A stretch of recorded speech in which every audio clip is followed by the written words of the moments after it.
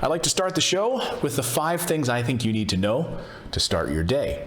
And let's start with coronavirus. I wish I had better news on this front, but 22 states right now seeing a surge in coronavirus. Let's take a look at the map today and where these states are, where the trouble spots are. Now remember, this map, anything in brown and dark brown are the worst. Gray is neutral. Blue has been doing better. But the coronavirus cases right now, 22 states over the past week seeing a surge. And there's not just one big event or one sort of sudden occurrence in all of this. We don't know. We've never actually done a good job of containing the virus.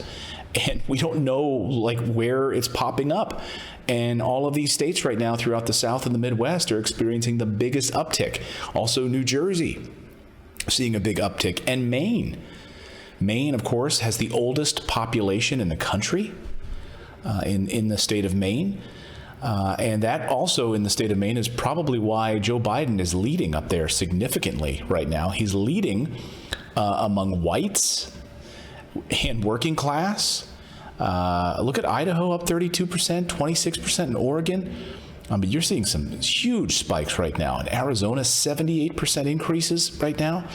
And so voters right now in the state of Maine have not been happy with the way that President Trump has handled the coronavirus outbreak. And that explains a lot. I mean, just look at those outbreak numbers right now, and you can see where Joe Biden is actually leading in a lot of these states now because of the coronavirus response. Right now, there are 43,000 new cases per day. That's a 16% increase from a week ago. The biggest increases, again, are largely concentrated out in the West, the Midwest. This is not good, folks. And especially as we head into flu season, especially as things start to get pretty cold. I know in Pennsylvania, we had, temperatures there in the 40s. One day it was like 85 degrees, and then in the 40s the next day. Montana, already buckled down for snow, 22 degrees in Maine. My friends that live up in the great state of Maine, already, fires in the fireplace. So this is a season, when we're indoors. And that's one of the biggest problems is being indoors during this thing. And so 7 states, Arizona, Colorado, Minnesota, Montana, Texas, and Utah, and Wyoming also, they saw their daily infections rise by at least 60% over the past week. 60% over the past week. Not good. And this is only going to get worse. This is only going to get worse right now with a lack of PPE. We're doing more testing than ever, but the correlation isn't between increased testing and increased cases. We're seeing a surge of cases among young people. And, but the good news, or if there's a good news in this, data I was looking at earlier this week in schools, we feared that there would be a lot of outbreaks in schools, and it looks like that has not been the case. So some good news on the school front. We thought, this is going to be a petri dish. We're all sort of hoping that it wasn't. And at least right now, the data is showing that even if they do have outbreaks in schools, that it's being contained and it's not spreading to the larger community, which is good news. So there's a coronavirus update. The second thing I think you need to know for your day is the election. So who's winning? Who's winning right now in the election? Who's up, who's down? Where are these polls? Well, we've got a slew of new polls out today to talk about. We have everything from new Fox News polls to new New York Times polls to Washington Post polls. And frankly, folks, things are kind of all over the map right now, which I'm sure it's no surprise to you. The things are all over the map, but it shows Trump up in some key battleground states and down in some other states. And conventional wisdom is kind of going out the window here. Trump's constituency had been the white working class voters and older white voters. And guess what? In many instances now, they've shifted to Biden, which is pretty remarkable. And even Hispanic votes that we thought Trump was showing some positivity there, that has eroded in states like Florida. But overall right now, this thing is fairly neck and neck. Let's put up some of the latest polls. Here's a Fox News rundown. There's a tight race in Ohio. Biden is over the top there in Pennsylvania and Nevada. Of course, Biden, Hillary Clinton lost Pennsylvania. That'd be a huge win for Biden if they can pull that off. Right now, the overall map right now for the Real Clear Politics average has Biden with 222 to Trump's 125, and there's a lot of toss-ups. Look at that map. In gray are all toss-up states. So Ohio, Pennsylvania, Florida, Georgia, a lot of the battleground states. Right now in Michigan, also still a toss-up. Maine, though, look at Maine. Of course, that is a state that President Trump beat Hillary Clinton, and as I pointed out, Maine right now firmly in Camp Biden, which is a pretty remarkable turnaround up there. And Colorado and New Mexico as well in Camp Biden. But a lot of these states, I mean, the fact that we're even talking about Texas and Arizona being in play, and Iowa, Vice President Biden doing really well in Iowa right now. Some really interesting numbers coming out. Here's some more poll numbers we'll throw up on the screen. Biden leads Trump among voters nationally right now. Overall, 53 to 41%. And a lot of them, I mean, of course, the major issue in all of this is the outbreak, the pandemic. And they don't believe that it's under control at all. And of course, when you see the latest outbreak numbers with this surge in cases in 22 states over the past week, in Maine particularly, Texas, Minnesota, all of these states in brown, where we're seeing this rise in numbers. Here's Florida and Arizona. They are closely divided right now. Just look at Trump and Pence in Florida are up over Biden and Harris 51 to 47%. This is in the latest 538 poll. Arizona is virtually tied. And all of these are close to being within the margin of error. You know, what we really want to look at is that, you know, where are the likely voters? But the biggest issue right now, of course, is coronavirus. And that is where these voters are coming from, saying that Trump has not handled it well. And as long as that still sits at the top of the headlines, and now we're seeing this surge in cases, although they would like to try to whitewash that and push it off the front, you know, front of the the newspapers and headlines, it's still the case that we are dealing with quite a mess, and 200,000 deaths in the United States, and the numbers suggest we could hit as high as 350,000 deaths by the end of the year. 350,000 deaths by the end of the year. The third thing I think you need to know about is the debates. Can you believe the debate's only a few days away? Oh, Tuesday. What are your plans on Tuesday? Tuesday, the 29th. This is going to be that first televised debate. Chris Wallace will be the host of that debate.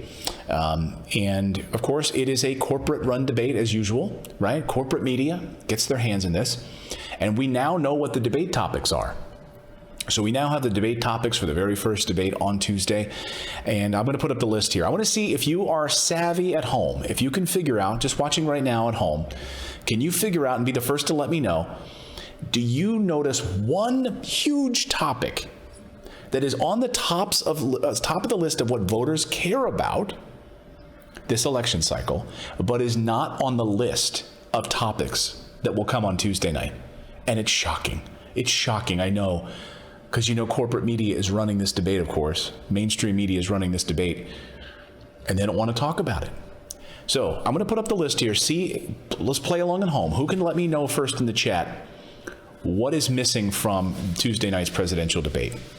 We're going to talk about the Trump and Biden records, their records on a whole host of different things. We'll talk about the Supreme Court, of course. We're going to talk about COVID. We're going to talk about the economy.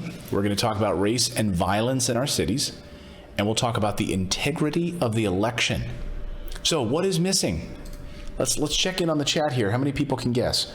Very good. I see, man, T. Ryder right out of the gate. You got it. T. Ryder gets it correct in the chat. Thank you for being a channel member, by the way, T. Ryder. Appreciate it. You can become a channel member just by going to morninginvest.com/join. Today is our Friday members only chat.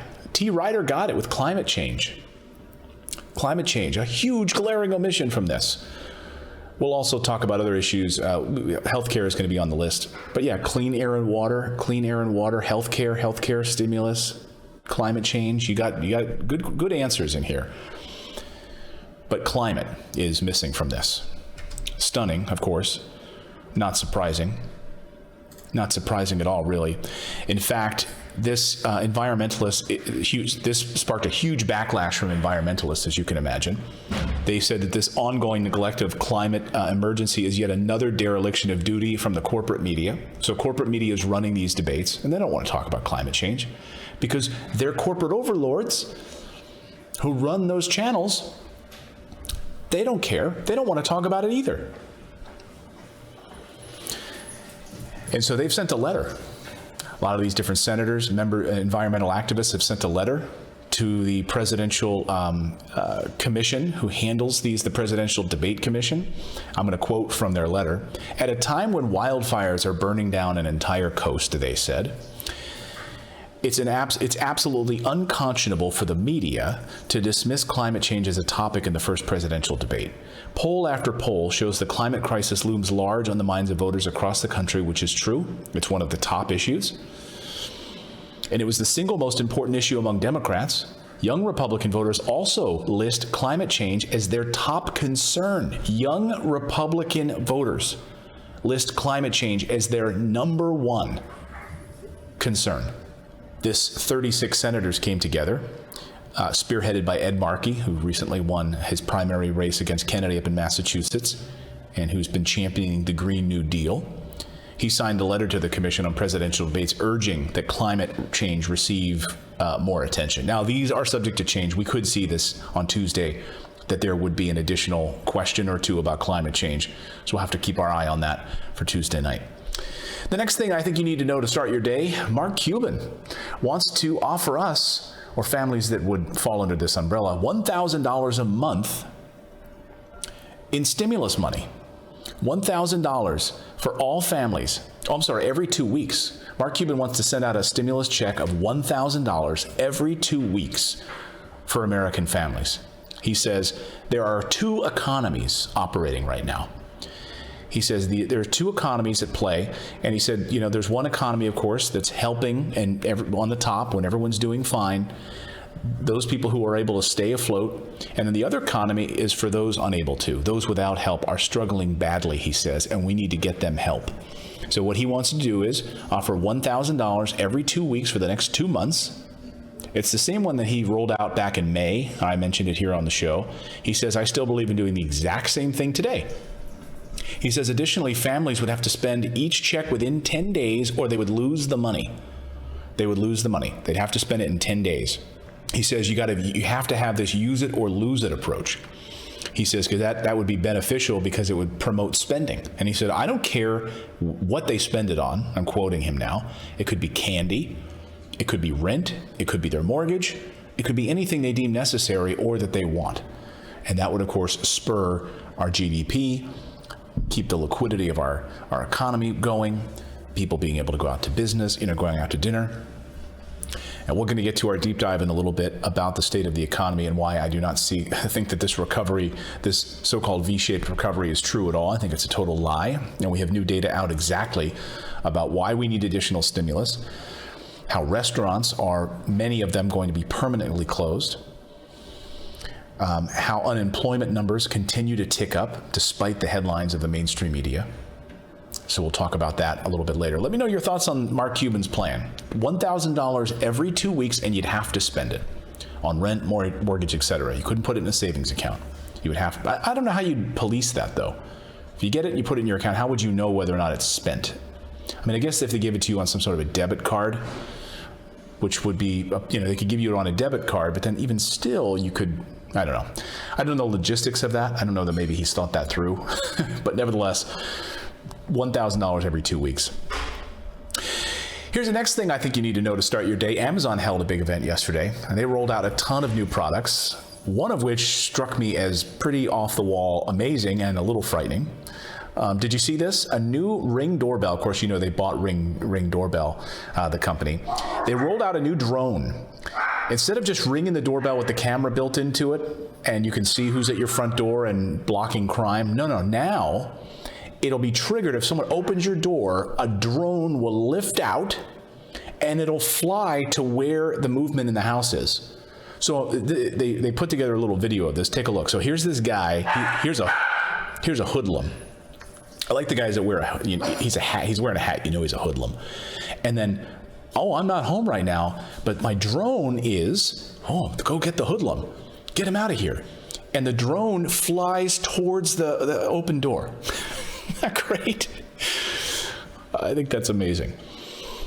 So it's called the Ring Always Home Cam. It's a remote controlled drone. It'll fly around your house. It'll fly around your house in the case you get broken into, and it'll see what's going on. And if the Ring doorbell senses something, an alert has entered the premises, it launches a drone, streams footage of it right to your mobile device so you can see if there's really something bad in your house. It's designed to be loud and intimidating so that if a thief gets scared, he'll run away. It costs $250. Of course, privacy groups are worried about this, as you can imagine. They've been worried about Amazon and Google for a while with privacy. So this thing's just going to fly around and shoot video in your house. I mean, it's pretty awesome. But this is the kind of state, I mean, this is what we're dealing with in the United States of America right now, that we're this concerned about crime, that now we have to have, sensor drones that are running around our house. I mean, look, American crime right now is skyrocketing. We're seeing, murder rate increasing dramatically from city to city. Now we're seeing crime upticks all over the country. So it's companies like this that are going to be able to take advantage of this to provide that extra layer of security. I think, though, you'd have to have really good internet speed in that house, because you know how, if you're on a Zoom call and you're in one room of the house, it doesn't have a good connection. It's going to be all spotty and grainy, and it's going to go in and out and buffering. Can you imagine if you're at the shopping mall and someone breaks into your house and you get that alert on your phone and you look at it and it's like all grainy or it's buffering? You're like, wait a minute, someone's in my house and I can't see it. I think it's pretty cool. I think it's really cool. Let me know your thoughts on that. And those are the 5 things I think you need to know to start your day. Subscribe to our channel, smash that like button. And thank you so much for being a part of our great community here.